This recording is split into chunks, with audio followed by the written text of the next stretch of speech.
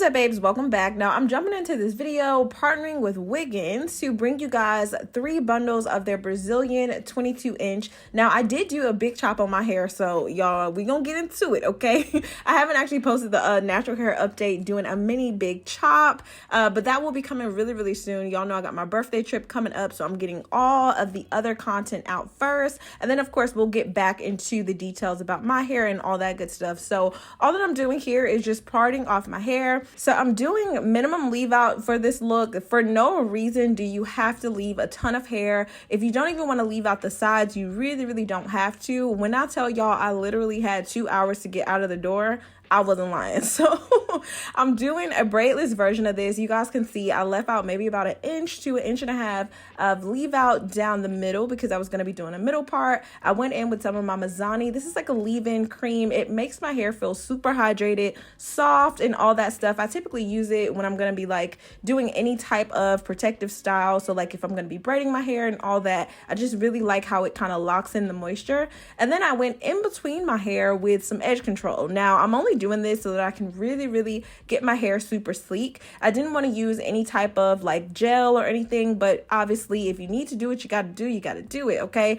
I knew that I was only going to be wearing this style literally for 2 days, So to each his own. If you guys do decide to do this, of course we are working with glue, so I wouldn't say that I would want to leave my natural hair sitting up underneath this style for longer than 5 days, maybe 7. But again, it's a quick weave. That's the whole thing. It's usually something that you put in so you can look nice for just a little while. If you guys are looking for something more long term, I definitely recommend maybe doing like a V part, which they do have those on their site as well. You could absolutely use these bundles to do a sew-in. And yeah, you just have so much flexibility as it relates to what you can do. But this is for y'all that are like the beginners, okay? Y'all are like, Chrissy, I can't braid. I can't really get the braid pattern down, but I really want to try the quick weave out. So look, we got it going for you. So all that I'm doing is just brushing everything through. I did part my hair in 2 sections so you guys can kind of see. I ended up doing like 2 nape braids. So I'm saying it's braidless, but if you guys can't braid, you could absolutely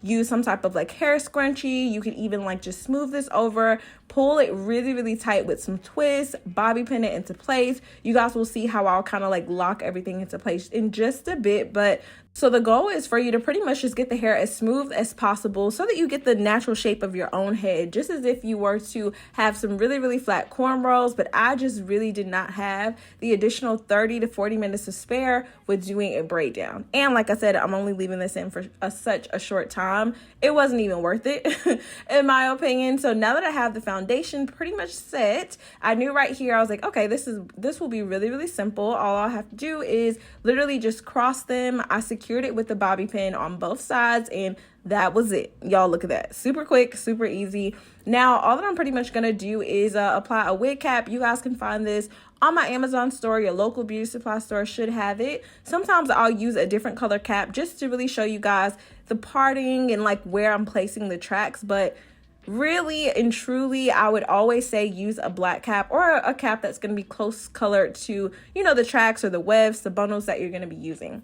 Now, I also went in with the protector. So the protector is low key, high key, like a protective shield made out of like plastic, I kind of want to say. I actually ended up letting it dry, not on purpose, in this little bowl. And that's when I finally realized like, oh, this is like a clear film that literally acts as a protectant from the glue. So I knew that it was protecting it, but I just wasn't sure exactly how. So I finally figured that little math out, y'all. So of course, anytime you think of glue, absolutely there is some type of damage that could take place. So be mindful. If you do have sensitive hair, if you do feel just super uncomfortable with it, then I would highly recommend you going to a stylist to really install this professionally for you, just so that you aren't like, you know, messing it up. Now, practice does make perfect, but it is exactly 11:01. We already have the foundation set. So at this point, my goal was to be done in about an hour, literally in about an hour, because I still had to get dressed. Like, it was a whole thing, okay?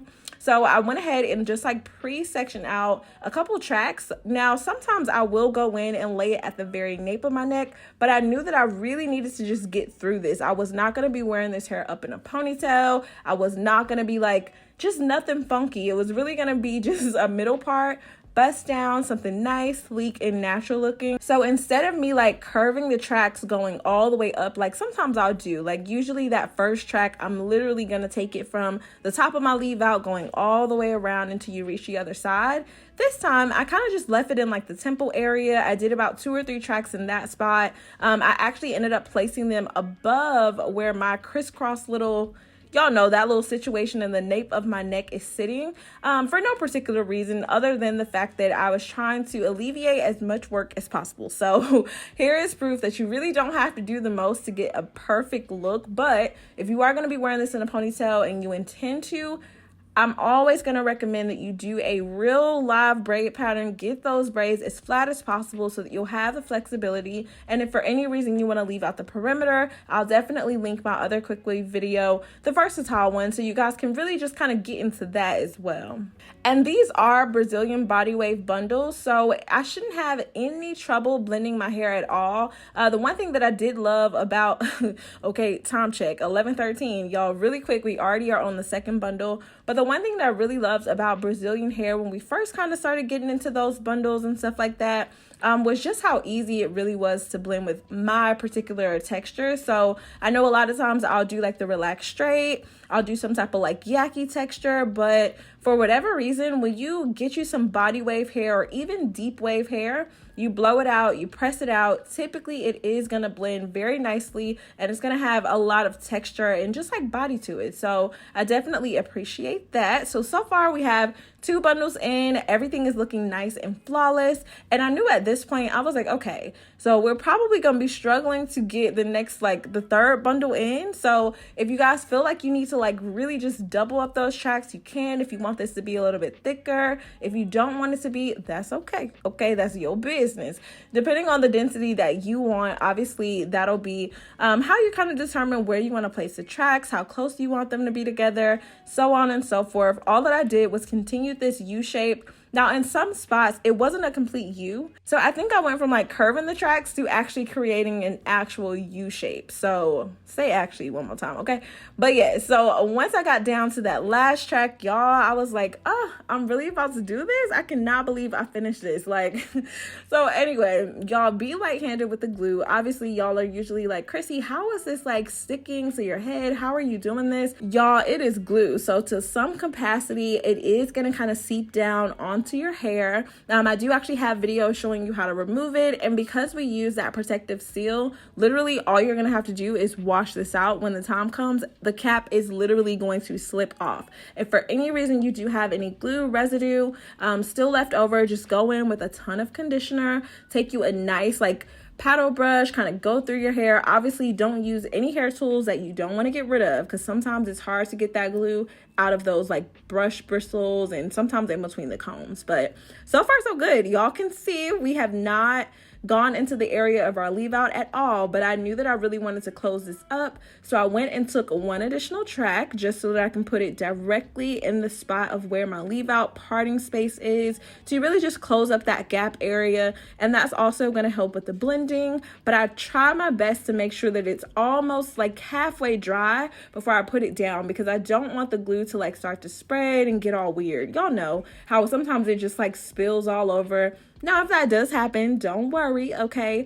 Once you go in to start like washing your hair, I would recommend washing your hair as cold as you can stand it, so that way you'll be able to just easily comb through and get out any pieces of glue without having any damage, ripping away at your hair. But the key is going to be a ton of conditioner. A ton, okay? And make sure that that water is not super hot so you don't like remelt the glue. But anywho, so of course I'm going in with some of my Kenra working spray. I have been in love with this stuff, y'all. It has been my go-to product because it's really like a light holding spray, so it's keeping everything nice, neat, and in place, okay? I just brush that through. It dries really, really quickly. And I did see that it kind of weighed down the hair as soon as I put it on, which I was okay with because I needed everything possible to be able to really just get rid of that body wave look. And if this is a pro tip too, so in case you guys do have the extra time and you know you're going to be working with the bundles, go ahead and pre-wash and condition them allow them to air dry. So then that way, when you install them, you won't spend so much time trying to get rid of like that natural wave that's like been pressed into the hair. So if I had the time to do it, I definitely would have. But yeah, this is what we're working with, and so far so good. The EAP heat flat iron has definitely done justice. I keep talking about this, like, okay, it's time for me to go ahead and get a little 2-inch or a 3/4. I think it's a 1 3/4 inch flat iron. So that is on the to-do list the moment that I get back in town. Okay, matter of fact, I need to see if they have it back in stock, because it really just cuts down the time when you, like, you know, when you're going through your hair, you're able to just gather a little bit more hair at a time and really just smooth it through. And I try not to focus too much on my natural hair with like trying to get it extremely bone straight. So I did have the flat iron on about 400 degrees, nothing too crazy, y'all. We try to avoid heat damage. So definitely make sure that you apply some type of protectant in the blow drying process. That way you don't have to worry about it, you know, later. And then of course, 1201, y'all, baby, tell me God ain't good, okay? I literally had to meet up with my mother and my sisters, my brother, everybody, to wish her well. We were meeting up for brunch because she's actually moving out of town, and I had to be there at 1 o'clock. So I'm just like, girl, I have to be out this door sooner than later. Literally, I had about 20 minutes at this point. So I was like, okay, let me go ahead and just get my, my middle part sitting the way I want it to.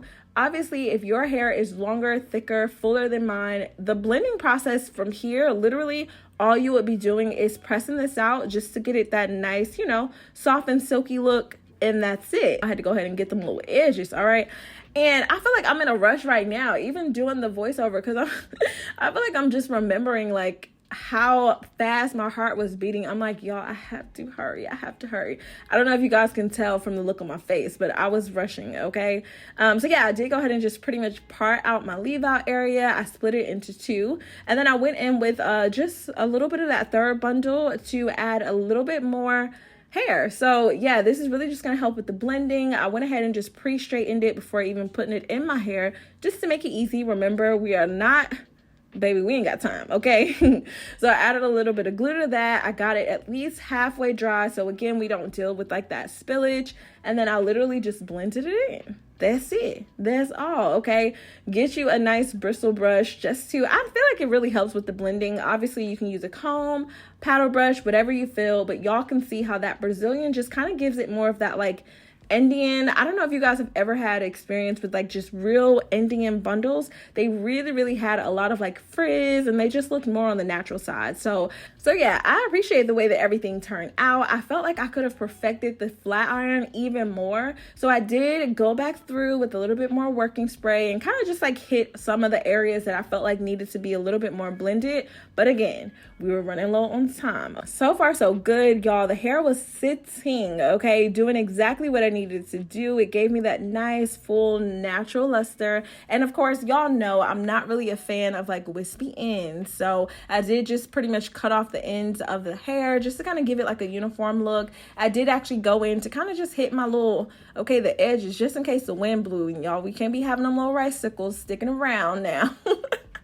So I did go ahead and just make sure that those were all settled. And then it was at this very moment that I was like, my part is low-key off-centered. So there is that, but it's still very pretty, very beautiful. Less is definitely more. 12:11, I could have totally stopped, but I was like, oh girl, I don't have to be out the door until about 10 more minutes. So good. I'm gonna go ahead and just trim off these ends. I'm gonna add a few layers just to even like, y'all know, take it up a notch. But so far so good. Look at the blend.